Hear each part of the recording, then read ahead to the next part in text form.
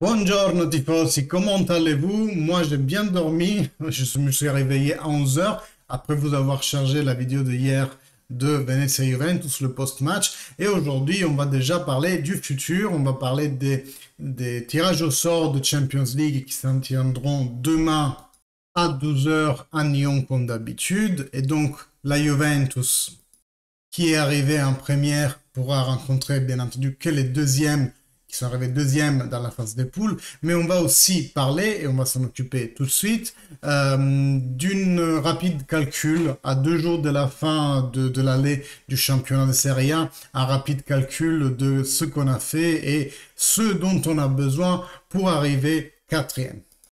Tout d'abord, je vous invite bien entendu à liker, à commenter et si vous atterrissez aujourd'hui pour la première fois sur la chaîne, je me présente, je m'appelle Michelangelo et j'ai créé Juventina Paris, chaîne francophone dédiée aux tifosi de la Juventus et vous pouvez vous y inscrire et vous m'aiderez ainsi à construire une plateforme francophone où on parle des Juventus. Donc n'oubliez pas de vous inscrire, mais s'abonner n'est pas tout, il faut aussi activer les notifications en cliquant sur la petite cloche, vous mettez toutes, comme ça vous serez notifié dès que je poste une vidéo. Et donc, comme dit, on va s'intéresser d'abord au premier sujet qui est celui de notre chemin en Serie A. À vrai dire, j'avais fait déjà ce discours il y a un mois environ sur ma chaîne, c'est quand il nous manquait 5 matchs. Donc je vous disais, si on gagne les 5 prochains, manque de bol, hier match nul, on sera à un certain quota de points pour l'aller et pour le retour, il nous faudra ci et ça. Ce que j'arrivais pas bien à estimer avec des données claires et réelles, c'est quoi le minimum de points qu'il faudrait pour accéder à la Champions League cette année. Naïvement, je vous avais dit 78. Je vous remets ici les classements des années dernières parce que c'est vrai que si on va regarder les classements, l'année dernière, la quatrième qui étions nous-mêmes, nous avons fait 78 points et nous sommes arrivés en Champions League de justesse grâce à Faraoni du Verona et à Petagna qui prend une barre transversale à la toute dernière minute dès le deux derniers matchs du championnat de Serie A. Bref, et l'année d'avant, 19-20, la Lazio est arrivée à 78 et c'était la quatrième qui a pu accéder. Si on remonte une année encore plus loin, mais bon, là on remonte dans des championnats qui était plus ou moins monothématique avec la Juventus qui traçait et tous les autres n'étaient vraiment pas à l'auteur. Ce qui fait que les points moyens pour accéder à la Champions League étaient moindres. La preuve, l'Inter s'est qualifié en Champions League avec 69 points. Je remonte encore d'une année, 2017, l'Inter s'est qualifié avec 72 points. Donc vous voyez bien, les années précédentes, 2019-2020, il était beaucoup plus facile d'accéder à la Champions League, histoire de vraiment 400 points. Cette année, grâce à Romeo Agresti qui a interrogé Opta pour l'occasion, on sait qu'il y a une prévision de 70 points pour en arriver à la première place. Non, 80, pardon. Et je me dis, je m'étais trompé juste de 2 points, donc chapeau à moi. À part les blagues, si on gagne les 2 prochains matchs, donc on fait une allée complète du championnat, on aura gagné 38 points. Autant vous dire que c'est très peu pour une équipe qui veut espérer accéder à la Champions League l'année prochaine. Ça nous fait une moyenne de points de 1,8. C'est une moyenne clairement pas d'une équipe qui veut accéder à la Champions League. Si on veut avoir cette certitude, il faut au moins faire 46 points dans le retour, ce qui est une moyenne de points de 2,4. Et vous savez, si une équipe a une moyenne de points de plus de 2,2, disons 2,3 points pendant toute la saison, ben c'est l'équipe qui gagne le Scudetto. Donc au final, si on veut espérer gagner la quatrième place, on doit avoir une moyenne Scudetto. On doit vraiment, limite, toutes les gagner.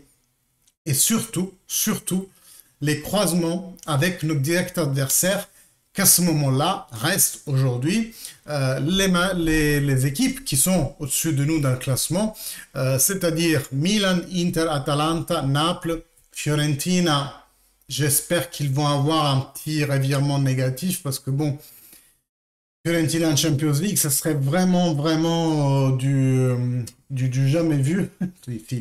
Du vu quand même, mais ça se manifeste pas, ce phénomène, depuis beaucoup d'années.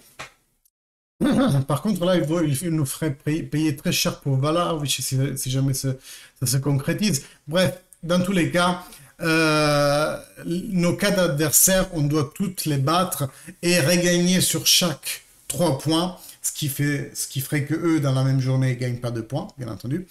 Et donc, c'est une condition sine qua non pour en attraper une. On a eu de la chance dans cette journée parce que malgré le fait qu'on ait fait qu'un match nul, le Milan aussi a fait un match nul. La Lazio vient de perdre contre le Sassuolo. Merci. Et l'Empoli vient de gagner contre le Naples. Donc on a une chance inouïe. On a limite gagné 1 point sur Lazio et Empoli. Bien entendu, vous me diriez, on aurait pu en gagner 3. Et je suis tout à fait en phase avec vous. Si on veut améliorer nos chances d'aller en Champions League, c'est clair que quand les autres font un faux pas, il ne faut pas en faire un petit faux pas. Il ne faut pas... J'ai même pas fait exprès, je vous jure, il ne faut pas faire un faux pas. Je n'ai pas fait exprès. Mais on peut se permettre aucun écart du droit chemin. Ça va être les 3 points à chaque match, ou presque. Parce qu'on peut quand même se permettre, entre guillemets, d'en perdre un, par exemple, ou de faire un match nul. Mais sinon, les gars, aujourd'hui, je ne veux pas vous mentir, la 4e place, elle est déjà fortement compromise. Et cela nous amène à une réflexion ultérieure, une réflexion de marché. Parce que mettez-vous dans la tête des dirigeants de la Juventus. C'est une année où on va essayer de reconstruire quelque chose à partir de ce qu'on a aujourd'hui. Aujourd'hui, on a une équipe qui est fortement compromise du point de vue de la confiance en soi et du jeu. Ce qui fait que, à mon sens, on a un janvier très difficile avec tout ce qui nous attend en janvier. Si je reprends le calendrier vite fait, ça nous fait de mémoire, on commence avec le Naples, voilà, le 6-0-1, la Roma, l'Inter en Supercoupe d'Italie, l'Udinese qui est vraiment pas dégueulasse cette année, hein. Le Milan et après la première de février, c'est le Verona et après on a Atalanta. Enfin voilà, le chemin du début 2022, c'est vraiment pas simple. Si on n'arrive pas à rattraper des points d'ici la fin du marché de janvier, je crains même que la dirigeance de la Juventus n'investisse pas. Nous, on veut Vlahovic, on veut Zakaria, mais dites-vous que si déjà c'est compromis en janvier la 4e place, ils ne vont pas investir alors qu'on ne risque même pas d'aller en Champions League et d'avoir ce revenu qui nous permettrait d'être une équipe compétitive l'année prochaine. Donc potentiellement, si la situation reste ainsi ou si même ça empire d'ici la fin du mercato de janvier, je pense qu'on peut même mettre une croix sur nos ambitions de mercato, que ce soit pour janvier ou pour juin. En gros, la société pourrait prendre la décision de se dire redémarrons à partir de profils de plus bas niveau, qui ne veut pas dire des nulos, ça va pouvoir dire par exemple un Scamacca, un Simeone, mais Simeone me plaît beaucoup en ce moment, attention, presque autant que Vlahovic, ou de même des gens qu'on a chez nous, des Rovella, des Soulé, des Miretti. Donc voilà, à mon sens, on saura vraiment ce que la Juve va être en 2022 à partir de mi-janvier, quand le mercato il sera vers sa fin et quand on aura une situation de classement plus correcte. Disons qu'à partir de la Supercoupe, le 12 janvier, on pourra se faire une meilleure idée de quoi la Juventus va être faite en 2022. Et maintenant, les amis, je vais proposer un rapide excursus par rapport au tirage au sort qui auront lieu demain à Nyon pour décréter les couples qui vont former les 8e de finale en Champions League. Et on va commencer par lister les équipes qui se sont placées en premier et ceux qui se sont positionné en deuxième position. En tête de série, on va retrouver l'Ajax, le Bayern Monaco, le Liverpool, Manchester City, Manchester United, Real Madrid, Juventus, Lille. Pas mal. Vraiment pas mal. En non-tête de série, donc les deuxièmes classifiés, on va retrouver l'Atlético Madrid, l'Inter, le PSG, le Sporting Lisbona, le Chelsea, Salisburgo, Benfica, Villarreal. Donc, on va bien entendu pouvoir faire des accouplements, mais vous connaissez les règles, bien entendu, on ne peut pas rencontrer une équipe de son propre pays. Donc, ça nous élimine déjà de base l'Inter qui est arrivé deuxième en classement. Mais ce qu'il faut considérer dans le calcul, c'est que, par exemple, le Liverpool qui s'est placé première ne va pas pouvoir rencontrer le Chelsea. Le Real Madrid ne va pas pouvoir rencontrer l'Atlético Madrid et le Villarreal. Donc, à partir de toutes ces probabilités qui sont à zéro, que ça ne se rencontre pas, on peut constituer, je ne suis pas un pro de maths, mais on peut constituer un système matriciel de probabilité qui va nous dire, en gros, le pourcentage de probabilité que la Juventus a de tomber avec l'un ou avec l'autre. Et justement, avec ce calcul, on peut déterminer, c'est pas moi qui l'ai fait, mais la source, je vous assure, elle est bonne. La Juventus a une probabilité égale de rencontrer Villarreal et Atlético à 18,71%. On a le PSG à 17,81%. Suivi par le Salzbourg à 15,08%, le Benfica à 14,82% et le Sporting à 14,82%. Ah, aussi, le même. Et donc, on se retrouve avec une forte chance d'avoir encore une fois l'Atlético Madrid 18. En gros, cumulé, il y a 32%, même vers 33%, qu'on tombe à nouveau sur une Espagnole au huitième de finale. On ne va pas se mentir, on va préférer nettement le Villarreal que l'Atlético. Et ensuite, on va parler un peu du PSG, parce que ce PSG, qu'est-ce que vous en pensez? Dites-le moi dans les commentaires. Mais à mon sens, ça reste une équipe abordable dans cette Champions League. Je m'explique. C'est pas parce que tu as Neymar, Mbappé, Messi devant, que tu as beaucoup de puissance de feu en attaque, que c'est forcément la meilleure équipe de la Champions League. Le parcours de Bayern Monaco, Liverpool, Manchester City nous le prouve même, avec une petite préférence même pour Bayern Monaco et Liverpool que le Manchester City, qui est un peu le clone anglais du PSG. Mais voilà, c'est pas le PSG qui me fait le plus peur, en fait, pas de tous les gros qu'on a vus en tête de série. Oui, je sais, le PSG n'est pas de tête de série, mais je me dis que s'il y a une équipe de non-tête de série qui mériterait d'être tête de série, ça serait le PSG, du moins sûrement au-dessus du Lille, on est d'accord. C'est pas le PSG qui hante mes rêves et qui me dit bah, c'est eux qui vont gagner la Champions League. Parce que c'est quand même une équipe qui a des fragilités, notamment dans la phase défensive.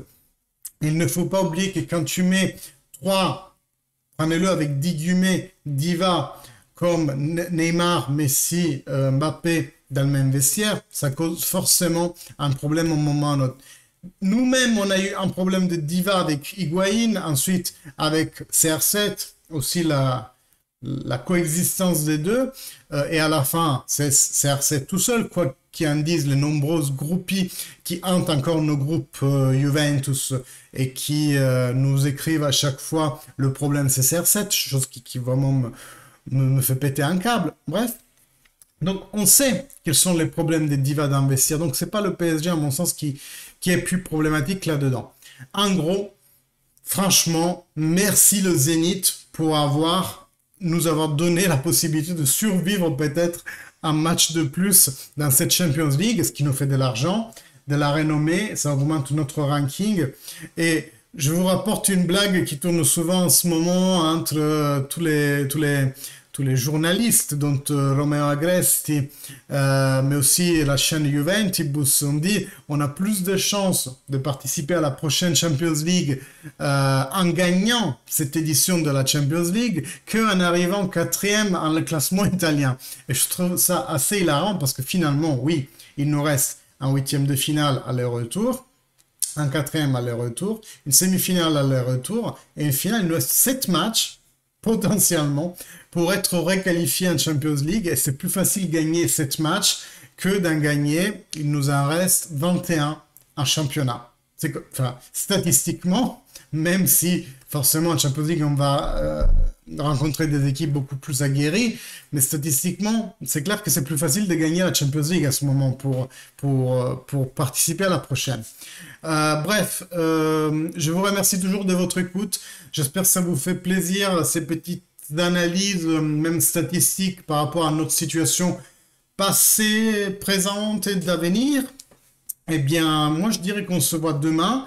Je ferai pas la vidéo à 12 heures parce que je travaille, mais à mon retour du travail, ma foi, 18-19, je pourrais vous sortir une petite vidéo et on parlera ensemble de notre sparring partner, je sais pas comment on dit, de notre compagnon de voyage en fait pour cette huitième de finale, et on en discutera ensemble.